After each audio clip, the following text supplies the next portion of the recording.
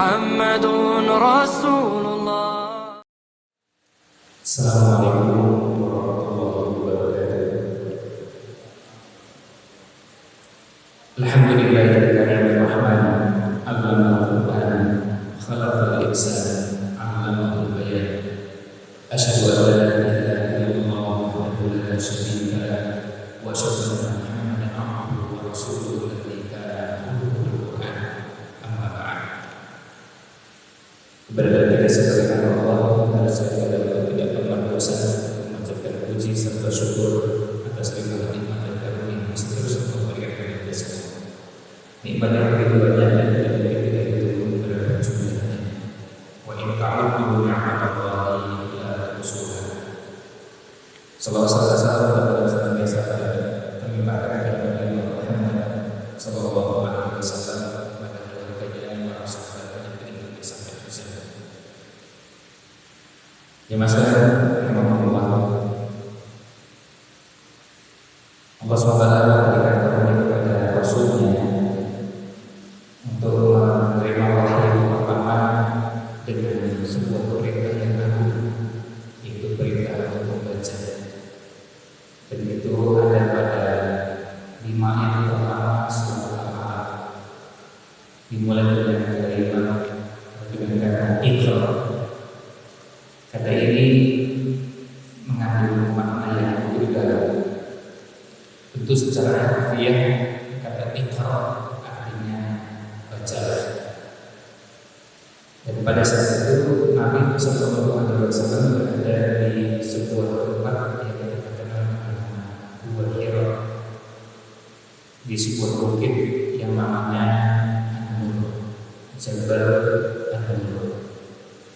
Itu bagi yang pernah berkunjung ke Mekah, baik haji maupun umrah, biasanya diajak sekitar dan dikenalkan tempat tersebut. Dan saat ini hari tidak dekat tahun terakhir dibuat museum di bawah tempat berdoa tersebut, namanya Museum Wahyu. Karena wahyu pertama turun di atas bukit, dinamakan Ma'rajul Wahyu. Nah, ketika itu Rasul sallallahu alaihi wasallam memilih untuk memperbanyak ibadah dan mengasingkan diri dari masyarakat. Berangkat dari kegundahan yang beliau rasakan melihat fenomena yang terjadi di masyarakat, akhirnya beliau memilih untuk memperbanyak ibadah di Gua Hira, mengasingkan diri dari kondisi masyarakat yang saat itu sudah berada pada kerusakan yang luar biasa, multidimensi, sehingga disederhanakan dengan ungkapan jahiliyah. Makna jahiliyah itu bukan dimaknai dengan tidak tahu, itu makna harfiahnya demikian. Tapi jahiliyah ini dimensi yang jauh lebih dalam dari itu.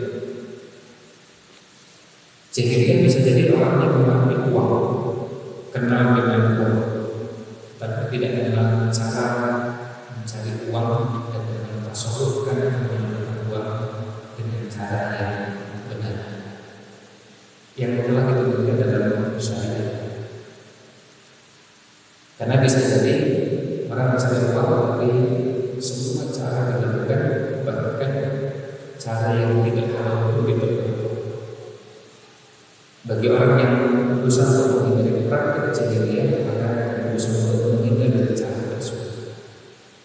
Maka kita katakan ada orang yang mencari uang meskipun dengan cara yang kita katakan Spanyol. Karena memang bagi mereka yang berkaitan uang sebanyak-banyaknya, halal dan haram tidak ada dalam kamus berpikirnya. Nah, itulah yang dinamakan jahiliyah. Islam menghadirkan bahwa konsep mencari harta bukan cuma sekedar yang penting dan berubah-ubahnya, tapi juga dengan etika, dengan adab, dengan keturunan yang mempertimbangkan banyak aspek. Ketika beliau Nabi Muhammad SAW berada di Gua Hira, istrinya Khadijah yang saat itu tinggal di pusat kota Mekah yang kita kenal di sekitar Ka'bah. Istrinya mengantar makanan dan naik ke atas bukit namanya An-Nur. Dan pada saat itu Nabi SAW mendapat dukungan dari sana. Pada satu malam Rasulullah SAW didatangi oleh malaikat Jibril. Dan ketika didatangi, tiba-tiba malaikat Jibril datang dan mengatakan Iqra, baca. Nabi SAW dengan tugas menyatakan Nabi saya tidak bisa membaca. Tohir Ibn Ashur dalam tafsirnya mengatakan bahwa kata Iqra di situ mengisyaratkan yang kemudian Allah sebutkan dalam surah Al-Ankabut bahwa kelak di kemudian hari Nabi Muhammad SAW bisa membaca. Yang nanti akhirnya Al-Quran dan itu yang dibaca sampai akhir.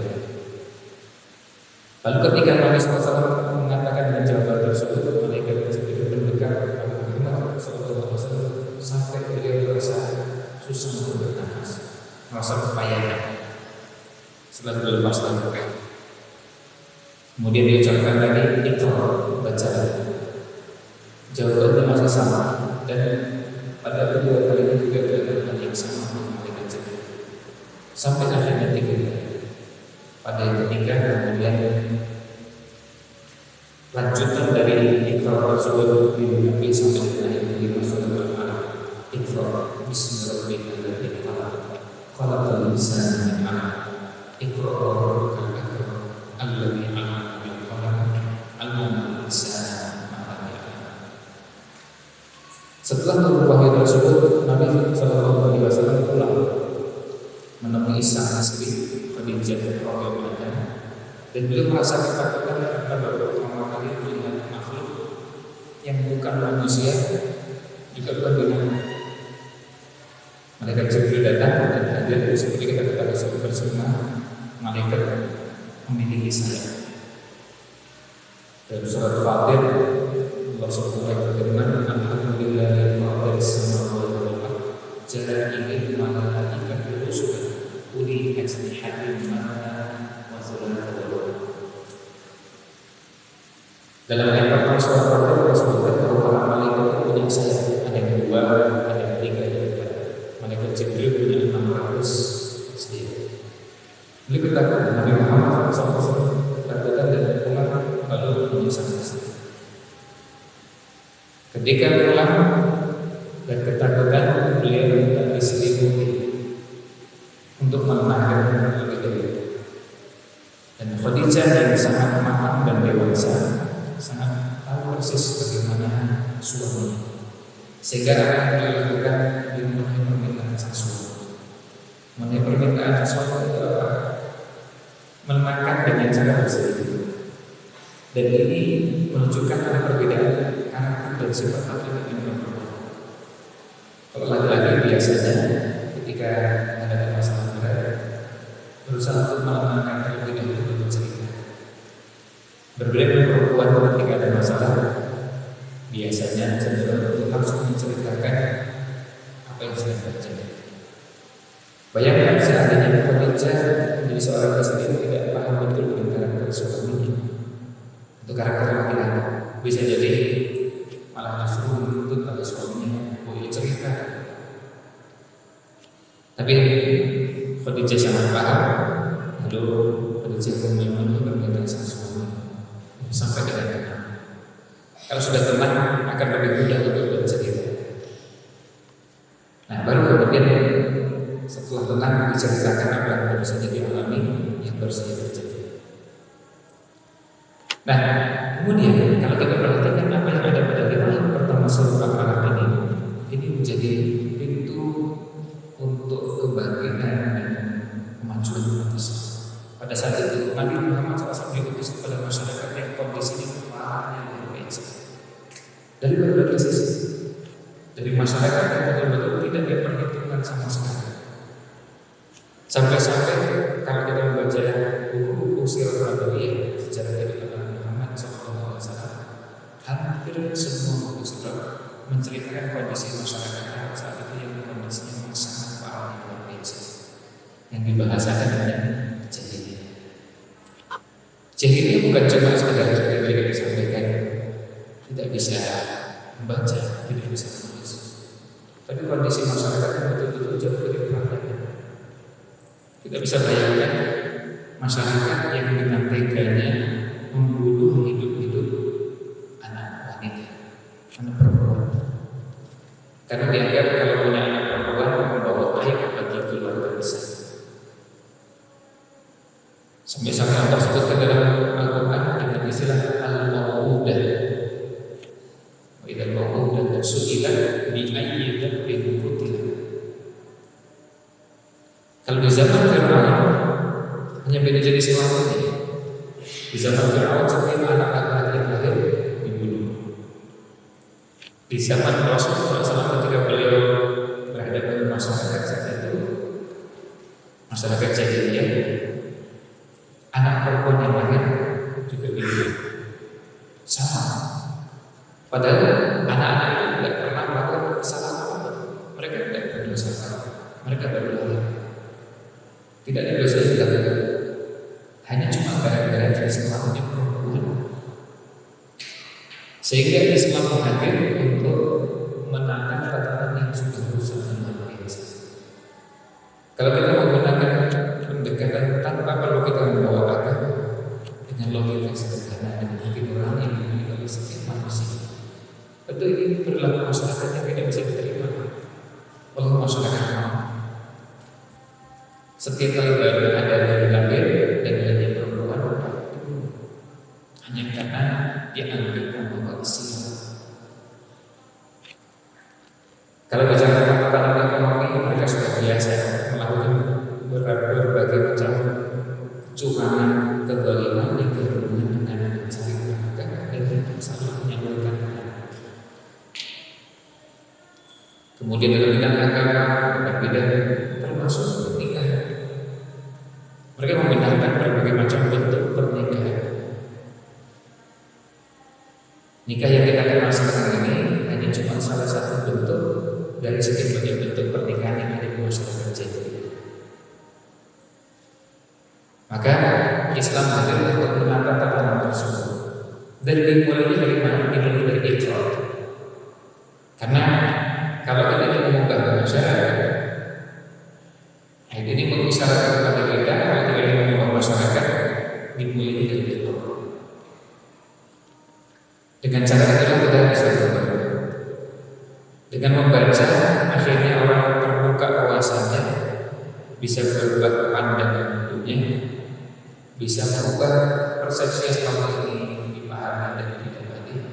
Karena apa? Karena dengan bacaan tersebut ada hal-hal baru yang dibaca. Oleh karena itu, sejak adanya ikrar, kemudian para sahabat yang masuk Islam berangsur-angsur mengalami perubahan yang luar biasa. Bahkan sampai ketika ada tawaran perang Badar di periode Madinah beberapa tahun setelah turunnya ayat ini, yang lebih dari 13, kira-kira 15 tahun setelah turunnya ayat ini, masih dijadikan sebagai acuan untuk memberikan hukuman atau membebaskan hukuman. Tawaran mungkin perang Badar yang ini dibebaskan. Kalau ini bebas, salah satu caranya adalah dengan mengajar.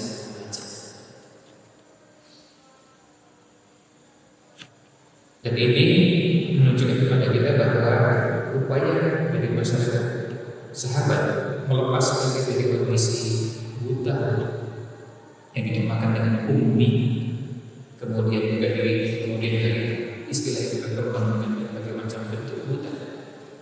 Bukan cuma buta huruf Al-Quran, termasuk ada istilah yang belakangan muncul nama ummiyah tarbawiyah, buta dalam mendidik.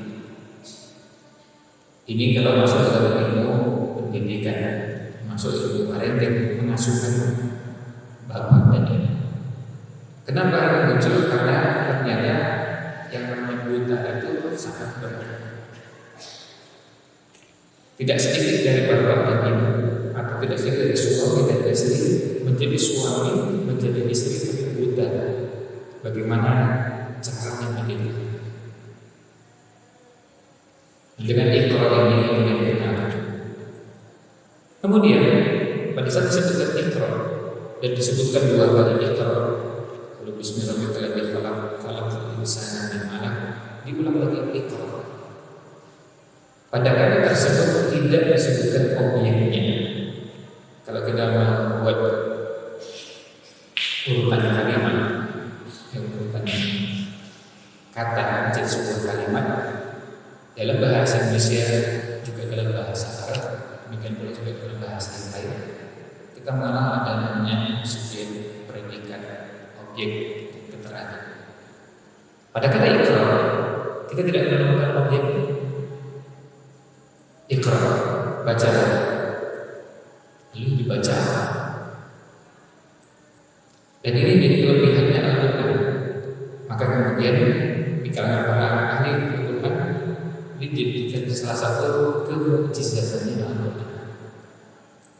Struktur kalimat dalam beberapa ayat Al-Quran itu kalimat tidak sempurna. Ada mubtada khabar, ada fi'il maf'ul, kadang-kadang tidak ada. Ya, ada fi'il tidak ada maf'ulnya, tidak ada fa'il. Ada kata-kata. Kadang-kadang ada subjek, predikat, objeknya kosong, tidak ada. Dan itu tidak bisa kita ada beberapa termasuk yang ada hubungan dengan ayat kedua. Iqra bismi rabbikal ladzi khalaq, dengan nama Rabb yang telah menciptakan.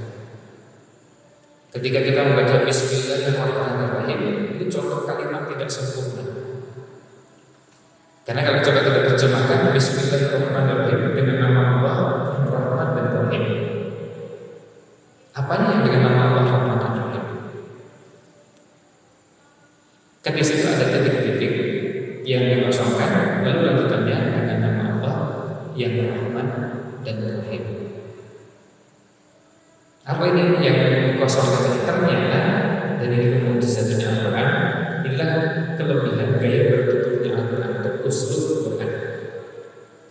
Justru dengan cara dibuat tidak sempurna supaya menjadi sempurna. Kenapa? Karena dengan cara tersebut ketika kita menyebutkan Bismillahirrahmanirrahim, kita bisa menggunakannya di semua keadaan. Jadi sengaja dikosongkan supaya pekerjaannya bisa disesuaikan dengan kondisi masing-masing. Kalau saya mau membaca lalu Bismillahirrahmanirrahim, maka kalimat sempurnanya adalah saya membaca dengan nama Allah yang Rahman dan Rahim. Kalau saya mau melakukan aktivitas yang lain, maka aktivitas yang lain yang mengisi titik-titik tadi, lalu kemudian dengan nama Allah yang Rahman dan Rahim. Ketika saya mau makan, saya mengucapkan Bismillah, artinya saya makan dengan nama Allah. Jadi sengaja dikosongkan di situ supaya pekerjaannya bisa ditempatkan pada semua pekerjaan yang ada di kehidupan manusia.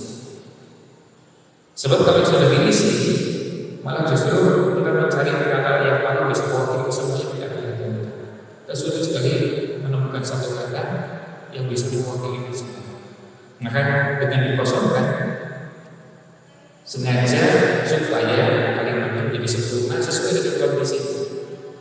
Maka ketika saya makan lalu mengucapkan Bismillah, artinya saya makan dengan nama Allah. Kalau saya minum, maka saya minum dengan nama Allah. Pekerjaannya dikosongkan supaya sesuai dengan kondisi. Nah, pada ketika Iqra juga jadi begitu. Iqra baca apa yang dibaca tidak secara harus disebutkan objeknya yang dibaca. Bagi kita umat Islam, pada masalah sekarang ini akhirnya ayat ini akan selalu relevan karena bacaan kita akan menjadi sangat luas. Terbuka kesempatan bagi kita untuk membaca sekian banyak bacaan dan berbagai cara. Dan itu semua bisa masuk dalam yang namanya Iqra, bacaan. Sehingga bacaan itu tidak dibatasi dengan 1, 2, atau 5 bacaan. Kita bisa membaca berbagai macam yang kita bisa baca di kehidupan sehari-hari. Kalau kita sebutkan Iqra, lalu kemudian objeknya adalah Quran, itu cuma salah satu. Setelah Iqra, kemudian objeknya hadis. Iqra, lalu objek berikutnya sekian banyak cabang ilmu pengetahuan yang berkembang sekarang ini bagian dari Iqra. Tetapi jangan lupa bahwa itu semua dilakukan dengan Bismillahirrahmanirrahim. Kemudian bagian yang disebutkan juga di ayat ini ketika Rasulullah menyebutkan Iqra rabbukal akram alladzi 'allama bil qalam. Di sini mengisyaratkan juga dengan adanya pena yang kemudian digunakan untuk alat menulis, 'allama bil qalam. Imam Qurtubi dalam tafsirnya di tafsir ini menjelaskan bahwa beberapa waktu kemudian yang turun setelah ayat ini di antaranya adalah surat Al-Qalam. Nun wal qalami wa yastur. Demi pena, nun demi pena dan apa yang ditulis. Yang kemudian tulisan itu bertebaran jumlahnya luar biasa.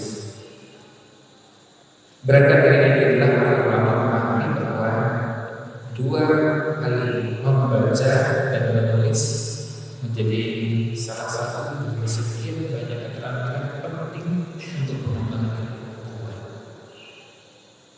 Maka kalau sudah berkaitan dengan membaca, terdapat contoh yang sangat luar biasa kaya. Bagaimana ulama kita memberikan keteladanan, termasuk juga memberikan panduan bagaimana membaca. Sekali lagi yang dibaca bukan cuma 1, 2 bacaan. Dan panduan itu kemudian dituangkan dalam buku tentang menuntut ilmu atau tolabul ilmu. Misalnya berkaitan dengan membaca, apa yang dibaca, lalu bagaimana cara membaca. Karena ternyata di kemudian hari kita mengalami jangan jauh kemana-mana, kita berbicara tentang Quran dan hadis. Bagi para penghafal Quran, ketika pertama kali membaca, kemudian menghafal, lalu mendekat memahami, caranya berbeda. Kalau kita ingin menghafal Quran, kalau kita ingin menghafal hadis, sama-sama membaca lalu dihafal, cara yang berbeda digunakan untuk dua bacaan. Ketika kita mencoba memahami isinya, juga Quran dan hadis punya cara yang berbeda. Quran kemudian kita kenal dengan istilah tafsir, hadis itu penjelasannya kita kenal dengan masyarakat. Masing-masing berbeda. Dan kalau kita mau pindah ke bacaan berikutnya, yang ketiga, keempat, dan seterusnya akan kita gunakan kefasahan masing-masing. Maka para ulama mendorong kepada kita semua untuk banyak membaca. Dari baca inilah kemudian kita dapati selain perintah anjuran untuk membaca, juga ada perintah untuk memiliki daya baca yang sangat. Dan kita temukan beberapa ulama dalam kehidupan mereka punya kemampuan membaca yang sangat spektakuler. Ada yang berkaitan dengan kecepatan membaca, dan ada yang berkaitan dengan jumlah bacaan yang pernah dibaca. Ini belum terkait dengan kemampuan merekam dan menghafal apa yang dibaca, memahami, menganalisa yang dibaca. Salah satu ulama terkenal yang punya kemampuan kecepatan membaca yang luar biasa adalah Imam Al-Hafiz Ibnu Hajar. Maka kita dapat dalam biografi beliau, pada usia tertentu jumlah bacaannya sudah sangat besar. Ada Imam Ibnu Jauzi pada usia yang relatif muda, sederhana imam yang pada usia yang muda jumlah bacaannya sudah sangat. Karena bukan cuma sekedar punya semangat membaca, punya daya baca yang luar biasa. Sampai-sampai kemudian ada yang dituangkan dalam buku biografi para ulama tersebut, jumlah bacaan yang telah diselesaikan oleh para imam tersebut. Ada jumlahnya bukan lagi puluhan atau ratusan, tapi ribuan jilid buku yang dikhatamkan dan diselesaikan.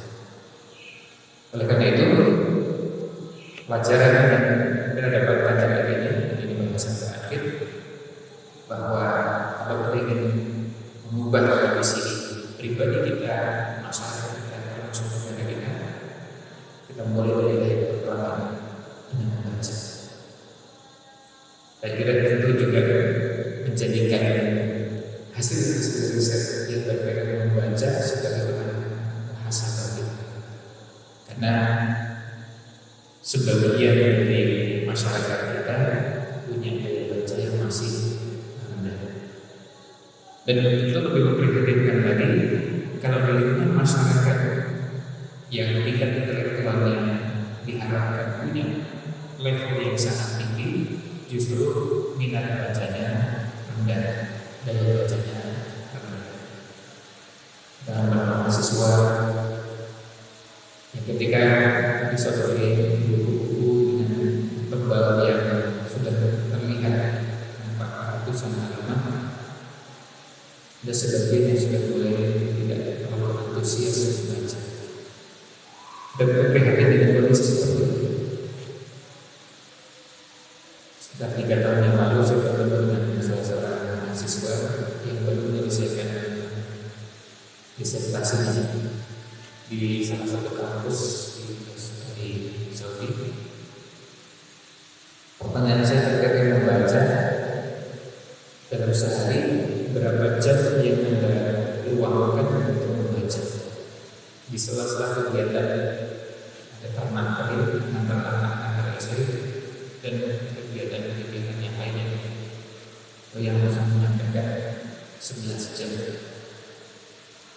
Hal itu memakan hati saya tidak bertemu dengan bersangkutan karena Anda masih ada masa menjaga karena saya membaca tersebut. Kalau dalam satu hari masih buat membaca 11 jam, kita masih punya harapan. Dan yang dibaca ada referensi kayaknya luar biasa. Umat Islam secara umum, kemudian juga masyarakat kita sudah punya karya yang luar biasa. Dan kalau kita mau membaca, maka buku-buku tersebut tidak akan habis. Nah, ini yang bisa ambil pelajarannya, dan pelajaran paling akhir saya membaca adalah menulis. Yang sudah membaca lalu punya pengetahuan, ada ide dan gagasan hari yang bisa memuangkan dalam tulisan sesuai dengan kondisi di mana masyarakat kita ada dan sesuai dengan situasi. Maka kekinian dan kedisiplinan jadi pertimbangan tulisan-tulisan itu. Sampai hari ini orang menulis buku dari mulai yang tafsir, kemudian hadis, sejarah, dan cabang-cabang ilmu yang lain ditulis dengan berbagai macam. Meskipun karya-karya kita juga masih belum terlalu banyak dibanding di beberapa negara. Kalau kita bandingkan antara misalnya kita dengan saudara-saudara di Pakistan, untuk satu cabang ilmu saja yang hasil berbagai saudara-saudara di Pakistan punya karya yang lebih banyak setiap tahunnya, termasuk yang berkaitan dengan sejarah kehidupan Nabi Muhammad SAW dibandingkan dengan di Turki. Artinya kita masih punya harapan, mudah-mudahan ada yang terus menguatkan dari bentuk tulisan-tulisan sehingga kita baca, dan kadang-kadang berkaitan dengan kondisi ini dan kondisi kita supaya umat kita menjadi semakin baik. Demikian yang bisa kami sampaikan. Mudah-mudahan ada manfaat yang bisa diberikan. Mohon maaf segala dari dengan pokok antara Assalamualaikum warahmatullahi wabarakatuh.